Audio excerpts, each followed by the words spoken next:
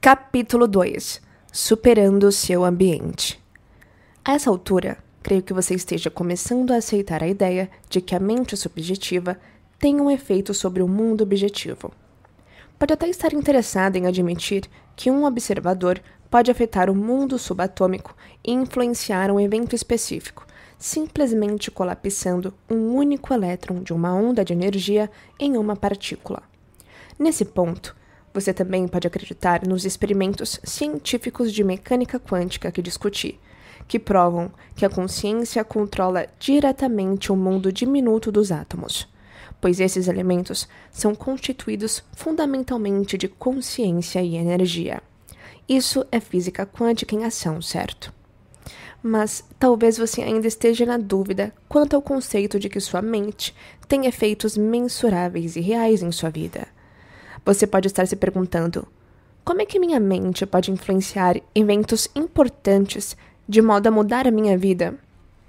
Como posso colapsar elétrons em um evento específico chamado de uma nova experiência que desejo ter em algum tempo futuro? Eu não ficaria surpreso se você estivesse se questionando sobre sua capacidade de criar experiências reais no mundo mais amplo da realidade.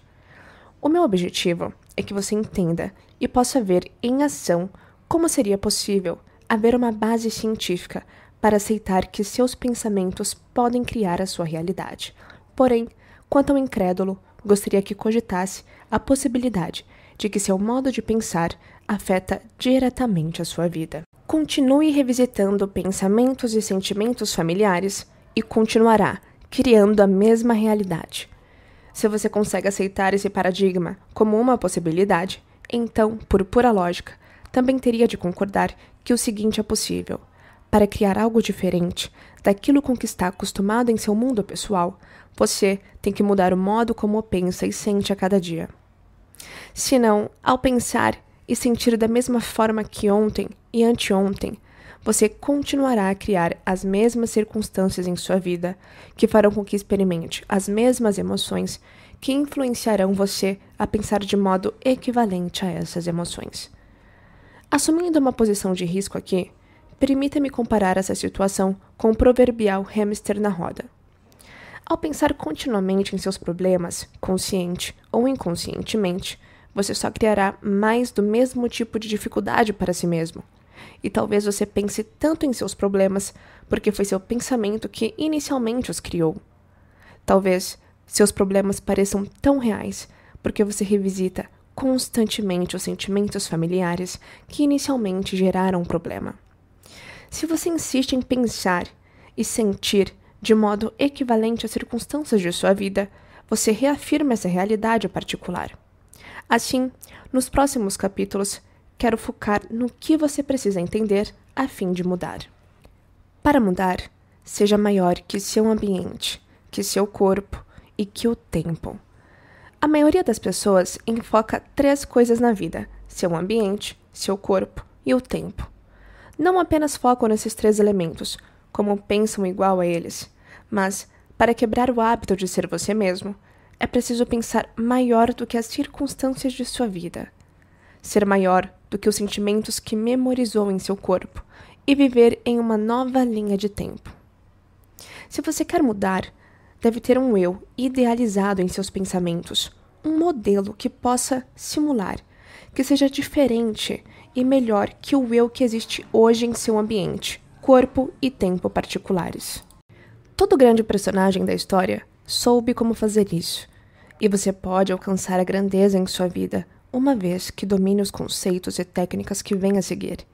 Neste capítulo, focaremos como você pode superar o seu ambiente e preparar o terreno para os 2 capítulos seguintes, nos quais discutiremos como superar o seu corpo e o tempo. Nossas memórias compõem nosso ambiente interno. Antes de começarmos a falar sobre como é possível quebrar o hábito de ser você mesmo, quero apelar a seu bom senso por um momento. Como teve início o hábito de pensar e sentir da mesma forma repetidamente? Só posso responder essa pergunta falando do cérebro, o ponto de partida de nossos pensamentos e sentimentos. A atual teoria neurocientífica diz que o cérebro é organizado para refletir tudo o que sabemos em nosso ambiente. toda a informação a que fomos expostos ao longo da vida, na forma de conhecimento e experiências, era armazenada nas conexões sinápticas do cérebro. Os relacionamentos com as pessoas que conhecemos, a variedade de coisas que possuímos e com que estamos familiarizados, os lugares que visitamos e em que vivemos em tempos diferentes de nossa vida, além da miríade de experiências que tivemos ao longo dos anos, estão todos configurados nas estruturas do cérebro. Até o vasto conjunto de ações e comportamentos que memorizamos e repetidamente desempenhamos durante a vida estão gravados nas intrincadas dobras de nossa massa cinzenta. Portanto, todas as nossas experiências pessoais com pessoas e coisas, em tempo e lugares específicos, estão literalmente refletidas nas redes de neurônios, as células nervosas que compõem nosso cérebro. Como chamamos coletivamente todas essas memórias de pessoas e coisas que experimentamos em tempos e lugares diferentes de nossa vida, de ambiente externo?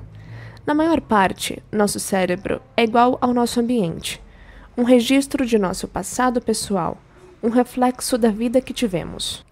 Durante as horas de vigília, enquanto interagimos rotineiramente com os diversos estímulos de nosso mundo, nosso ambiente externo ativa vários circuitos cerebrais. Como consequência dessa resposta, quase que automática, começamos a pensar e reagir igual ao nosso ambiente. À medida que o ambiente nos faz pensar, redes familiares de células nervosas disparam aquelas experiências prévias refletidas, já conectadas no cérebro. Em essência, pensamos automaticamente, de maneiras familiares, derivadas de memórias passadas. Se os seus pensamentos determinam sua realidade, e você continua a ter os mesmos pensamentos, que são um produto e reflexo do ambiente, você continuará a produzir a mesma realidade, dia após dia. Assim, seus pensamentos e sentimentos internos correspondem exatamente à sua vida externa, pois é a sua realidade exterior, com todos os seus problemas, condições e circunstâncias, que influencia como você pensa e sente em sua realidade interior. Memórias familiares mentalizam a reprodução das mesmas experiências. Todos os dias, quando você vê as mesmas pessoas, seu chefe, por exemplo, e sua esposa e filhos, faz as mesmas coisas, dirige até o trabalho, executa as tarefas diárias e faz a mesma atividade física, vai aos mesmos locais, seu café preferido, a mercearia que frequenta e seu local de trabalho. E olha para os mesmos objetos, seu carro, sua casa, sua escova de dentes e até seu próprio corpo. Suas memórias familiares, relacionadas ao mundo conhecido, o levam a mentalizar a reprodução das mesmas experiências. Poderíamos dizer que o ambiente está de fato controlando sua mente? Como a definição neurocientífica de mente é cérebro em ação, você repetidamente reproduz o mesmo nível mental ao mentalizar quem você pensa que é em referência ao mundo externo. Sua identidade fica definida por todas as coisas externas, pois você se identifica com todos os elementos que compõem seu mundo exterior. Assim, você está observando sua realidade com uma mente que é igual a ela. Portanto, você colapsa as infinitas ondas de probabilidades do campo quântico em eventos que refletem a mente que você usa para experimentar a sua vida. Você cria mais do mesmo. Talvez você não pense que seu ambiente e seus pensamentos sejam tão rigidamente semelhantes e que sua realidade seja tão facilmente reproduzida. Mas, quando considera que seu cérebro é um registro completo de seu passado e sua mente é o produto de sua consciência, em certo sentido, você estaria sempre pensando no passado. Ao responder com o mesmo hardware cerebral que corresponde ao que você lembra, você está criando um nível mental idêntico ao do passado, pois seu cérebro está disparando automaticamente circuitos existentes para refletir tudo o que você já sabe, experimentou e, portanto, pode prever. De acordo com a lei quântica, que a propósito ainda assim trabalha para você, seu passado agora está se tornando seu futuro. Raciocine. Quando pensa a partir de suas memórias passadas, você só pode criar experiências passadas.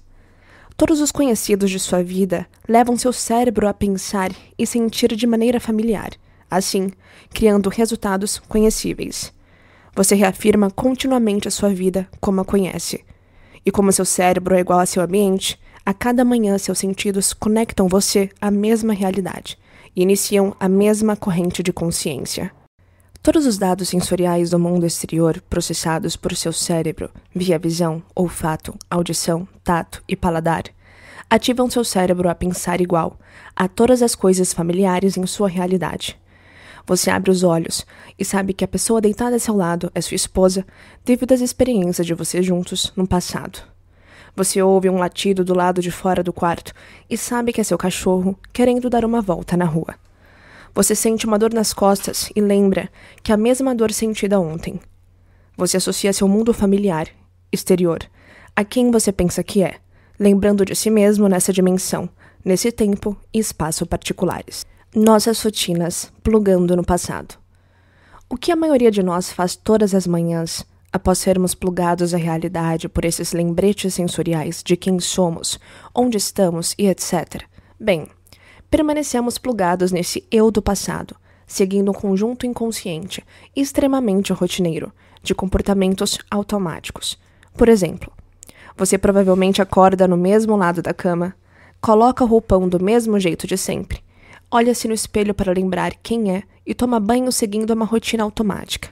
Em seguida, se arruma para ter a aparência esperada por todos, escova os dentes da maneira usual memorizada, bebe café em sua caneca favorita e come o desjejum costumeiro de cereais.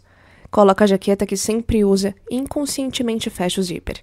A seguir, dirige automaticamente até o trabalho por uma rota conveniente, costumeira.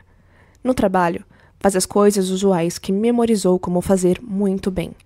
Vê as mesmas pessoas que ativam as mesmas reações emocionais, o que faz com que você tenha os mesmos pensamentos sobre essas pessoas, seu trabalho e sua vida. Mais tarde, volta para casa apressadamente, para poder comer às pressas, para se apressar para assistir o seu programa de TV favorito, para ir correndo para a cama, para poder se apressar e fazer tudo isso de novo. Seu cérebro mudou alguma coisa que seja nesse dia? Por que você espera secretamente que algo diferente aconteça em sua vida quando tem os mesmos pensamentos, executa as mesmas ações e experimenta as mesmas emoções todo santo dia? Não é essa a definição de insanidade? Todos nós ficamos presos nesse tipo de vida limitada. Agora você entende o porquê. No exemplo acima, é seguro dizer que você está reproduzindo o mesmo nível mental todos os dias.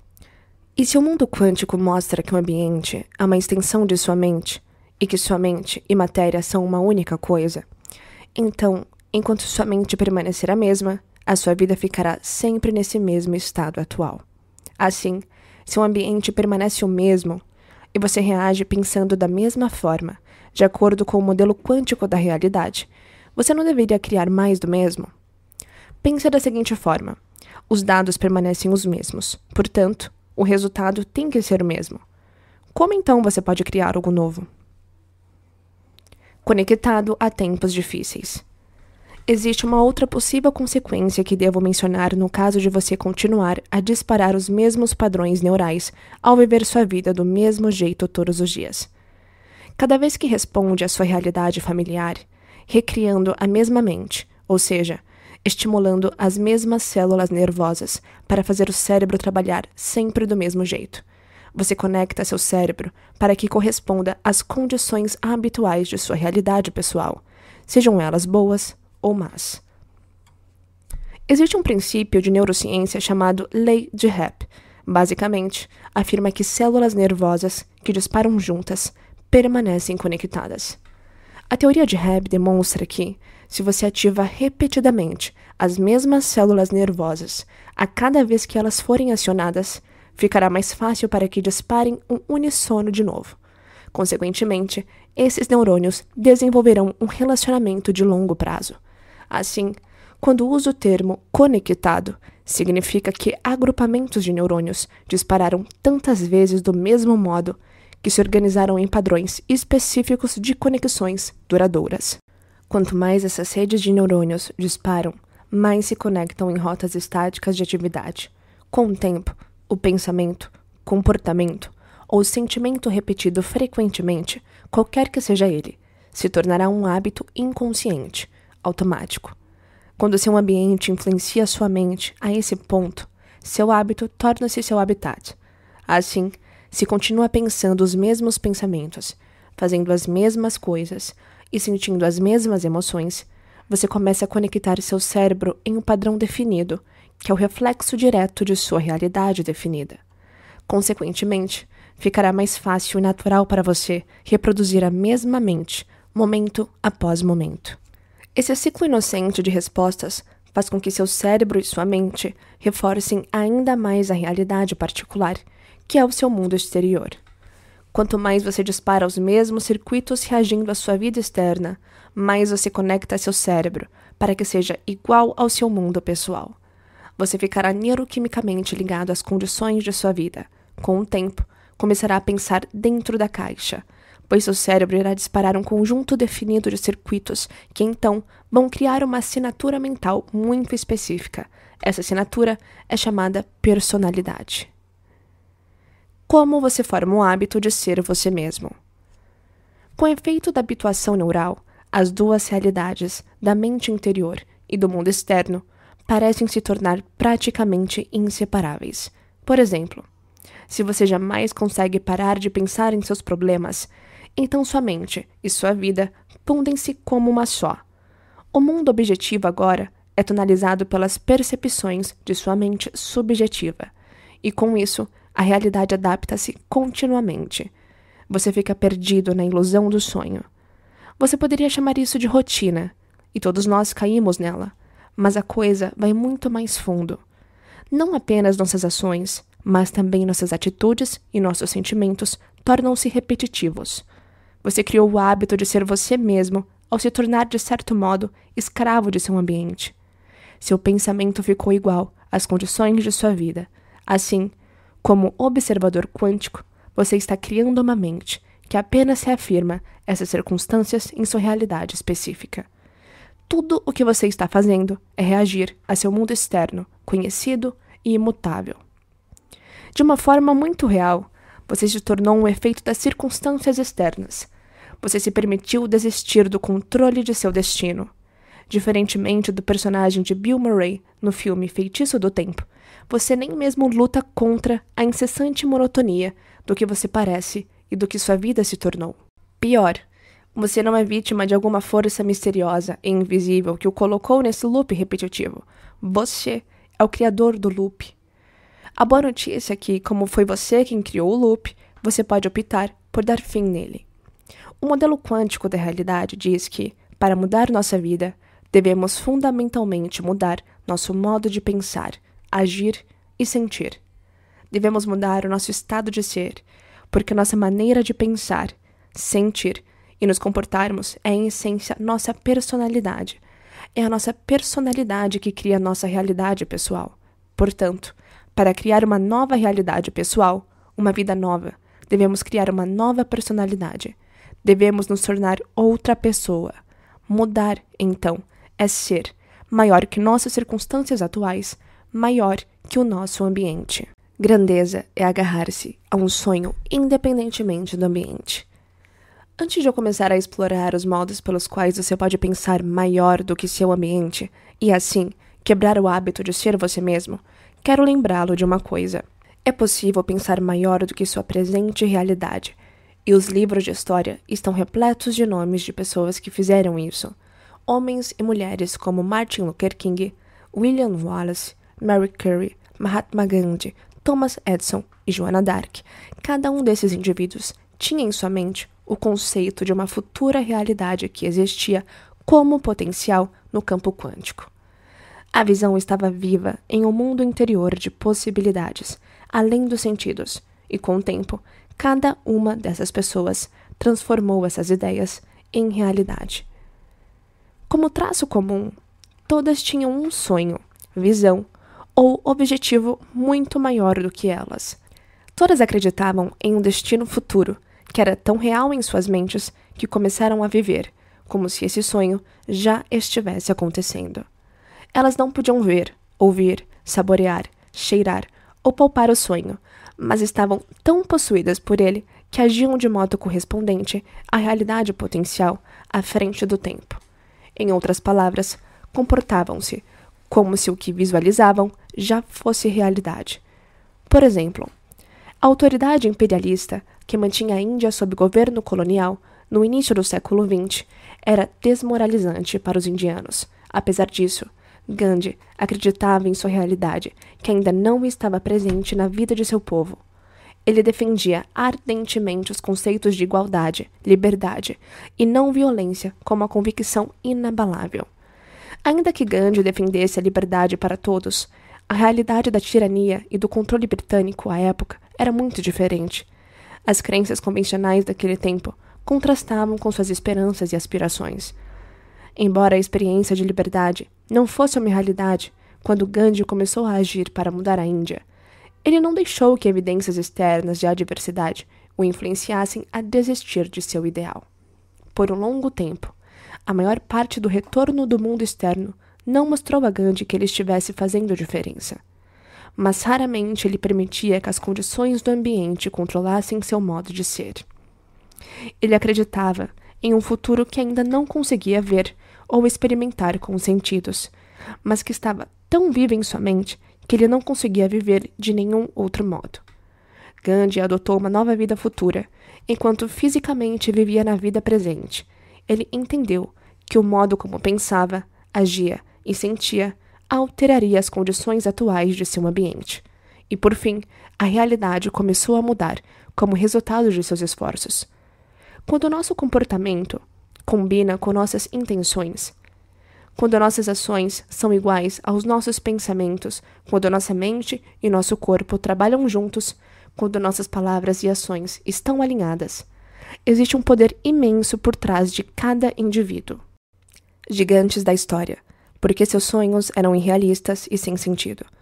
Os maiores indivíduos da história estavam inabalavelmente comprometidos com o destino futuro, sem qualquer necessidade de uma resposta imediata do ambiente.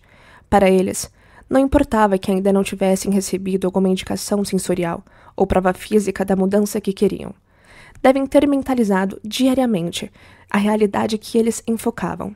Suas mentes estavam à frente de seu ambiente atual, pois o ambiente em que se encontravam não mais controlava seus pensamentos. Na verdade, eles estavam à frente de seu tempo. Outro elemento fundamental compartilhado por todos esses personagens célebres é que tinham claro em mente exatamente o que queriam que acontecesse. Lembre-se, deixamos o como para uma mente superior, e eles deviam saber disso. Pois bem, algumas pessoas da época podem tê-los chamados de irrealistas. De fato, eles eram completamente realistas, bem como seus sonhos. O evento que estavam adotando em pensamento, ação e emoção não era realista, pois a realidade ainda não havia ocorrido. Os ignorantes e os céticos também podem ter dito que suas visões não faziam sentido, e esses opositores estariam corretos. Uma visão da realidade futura era sem sentido. Existia uma realidade além dos sentidos. Tomando outro exemplo, Joana d'Arc foi considerada insensata, até mesmo insana. Suas ideias desafiavam as crenças da época e fizeram dela uma ameaça ao sistema político vigente. Mas, quando sua visão se manifestou, ela foi considerada profundamente virtuosa. Quando uma pessoa tem um sonho independente do ambiente, isso é grandeza. A seguir, veremos que superar um ambiente está ligado a superar o corpo e o tempo. No caso de Gandhi, ele não foi influenciado pelo que estava acontecendo em seu mundo exterior. Não se preocupou com o que sentia e o que aconteceria com ele, e não se importou com quanto demoraria para concretizar os sonhos de liberdade. Ele simplesmente sabia que mais cedo ou mais tarde, todos esses elementos se curvariam às suas intenções. No caso de todos os gigantes da história, é possível que suas ideias se desenvolvessem no laboratório de suas mentes, a tal ponto que, para seus cérebros, fosse como se a experiência já tivesse ocorrido. Você também pode mudar quem é, apenas pelo pensamento. Ensaio mental. Como nossos pensamentos podem se tornar nossa experiência. A neurociência comprovou que podemos mudar nosso cérebro e, portanto, nossos comportamentos, atitudes e crenças, simplesmente pensando de modo diferente. Em outras palavras, sem mudar nada em nosso ambiente. Por meio de ensaio mental e imaginar, repetidamente, a execução de uma ação, Os circuitos cerebrais conseguem se organizar para refletir nossos objetivos. Podemos tornar nossos pensamentos tão reais que o cérebro muda para parecer que o evento já se tornou uma realidade física. Podemos mudar o cérebro para que fique à frente de qualquer experiência real em nosso mundo externo. Aqui está um exemplo. Discuto como indivíduos de uma pesquisa que ensaiaram exercícios ao piano mentalmente para uma das mãos durante 2 horas ao dia por 5 dias, jamais se aumente tocando nessas teclas, exibiram praticamente as mesmas alterações cerebrais que as pessoas que fisicamente executaram movimentos idênticos dos dedos em um teclado de piano durante o mesmo período de tempo. Varreduras funcionais do cérebro mostraram que todos os participantes ativaram e expandiram grupamentos de neurônios na mesma área específica do cérebro. Em essência, o grupo que ensaiou mentalmente a prática de escalas e acordes desenvolveu praticamente o mesmo número de circuitos cerebrais que o grupo que se engajou fisicamente na atividade. Esse estudo demonstra 2 pontos importantes. Não só podemos mudar nosso cérebro simplesmente se pensarmos de modo diferente, como quando estamos focados e decididos. O cérebro não reconhece a diferença entre o mundo interno da mente e o que experimentamos no ambiente externo. Nossos pensamentos podem se tornar nossa experiência. Essa noção não é crítica para o sucesso ou o fracasso em seu esforço para substituir hábitos antigos, podar antigas conexões neurais por novos, fazer brotar novas redes neurais. Assim, vamos olhar mais de perto como ocorreu a mesma sequência de aprendizado naquelas pessoas que praticaram mentalmente, mas que jamais tocaram quaisquer notas fisicamente. Ao adquirirmos uma aptidão, seja física ou mentalmente, existem 4 elementos que todos nós utilizamos para mudar o nosso cérebro: aprender o conhecimento, receber instruções práticas, prestar atenção e repetir. Aprender é fazer conexões sinápticas. A instrução envolve o corpo a fim de se ter uma nova experiência que enriquece ainda mais o cérebro. Quando também prestamos atenção e repetimos nossa nova aptidão diversas vezes, nosso cérebro muda. O grupo que tocou as escalas e acordes fisicamente desenvolveu novos circuitos cerebrais, porque seguiu essa fórmula. Os participantes que ensaiaram mentalmente também seguiram essa fórmula, só que não tiveram o corpo envolvido fisicamente.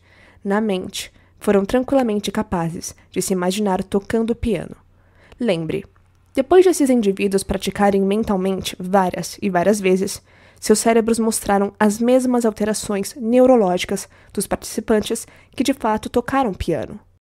Foram forjadas novas redes de neurônios, redes neurais, demonstrando que, na verdade, eles já tinham se engajado na prática de escalas e acordes de piano sem a real experiência física. Poderíamos dizer que seus cérebros existiram no futuro, à frente do evento físico de tocar piano. Devido ao nosso lobo frontal aumentado e nossa aptidão singular para tornar os pensamentos mais reais do que qualquer coisa, o prosencéfalo pode naturalmente reduzir o volume do ambiente externo para que nada mais seja processado, a não ser um único pensamento focado. Esse tipo de processamento interno nos permite ficar tão envolvidos em nossas imagens mentais que o cérebro modifica suas conexões sem ter experimentado o evento real. Quando conseguimos mudar a nossa mente independentemente do ambiente e, a seguir, adotar firmemente um ideal com concentração sustentada, o cérebro fica à frente do ambiente. Isso é ensaio mental, uma ferramenta importante para quebrarmos o hábito de sermos nós mesmos. Se pensamos repetidamente em alguma coisa e excluímos todo o resto, chegamos ao ponto em que o pensamento se torna a experiência. Quando isso ocorre, o hardware neural é reconectado para refletir o pensamento como a experiência. Esse é o momento em que nosso pensamento muda nosso cérebro e, com isso, muda nossa mente. Entender que a alteração neurológica pode ocorrer na ausência de interações físicas com o ambiente é crucial para o êxito em quebrarmos o hábito de sermos nós mesmos. Considere as implicações mais amplas do experimento com o exercício dos dedos. Se aplicamos o mesmo processo, o ensaio mental, em qualquer coisa que queremos fazer, podemos mudar o nosso cérebro, colocando-o à frente de qualquer experiência concreta. Se conseguir influenciar o seu cérebro para que mude, antes de você experimentar um evento futuro desejado. Você criará os circuitos neurais apropriados, que lhe permitirão comportar-se em linha com a intenção antes de ela tornar-se realidade em sua vida. Mediante o ensaio mental repetido de uma maneira melhor de pensar, agir ou ser, você instalará o hardware neural necessário para prepará-lo fisiologicamente para o novo evento. De fato, você fará mais que isso. O hardware do cérebro, conforme a analogia que uso neste livro, refere-se às estruturas físicas e anatomia do conjunto até os neurônios. Se você mantém-se instalando, reforçando e aprimorando seu hardware neurológico, o resultado final dessa repetição é uma rede neural. Na realidade, um novo programa de software. A exemplo dos softwares de computador, esse programa, por exemplo, um comportamento, atitude ou estado emocional, roda automaticamente. Assim, você cultiva o cérebro para ficar pronto para nova experiência e, francamente, tem a mente a postos, de modo a poder enfrentar o desafio. Quando muda sua mente, seu cérebro muda. Quando muda seu cérebro, sua mente muda. Então, quando chegar a hora de demonstrar uma visão contrária às condições ambientais existentes, é bem possível que você já esteja preparado para pensar e agir com uma convicção firme e inabalável. De fato, quanto mais você formula uma imagem de seu comportamento em um evento futuro, mais fácil fica implementar um novo jeito de ser.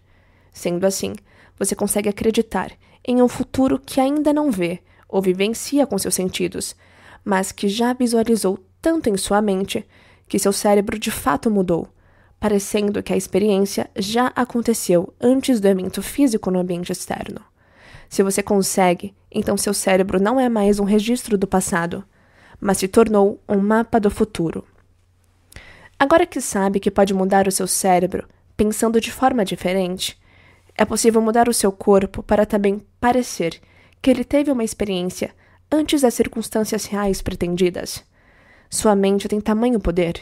Fique ligado. Meus parabéns por finalizar mais um capítulo da maratona Quebrando o Hábito de Ser Você Mesmo, do Dr. Joe Dispenza. Te espero no próximo capítulo, Superando o Seu Corpo. Um grande abraço e até a próxima!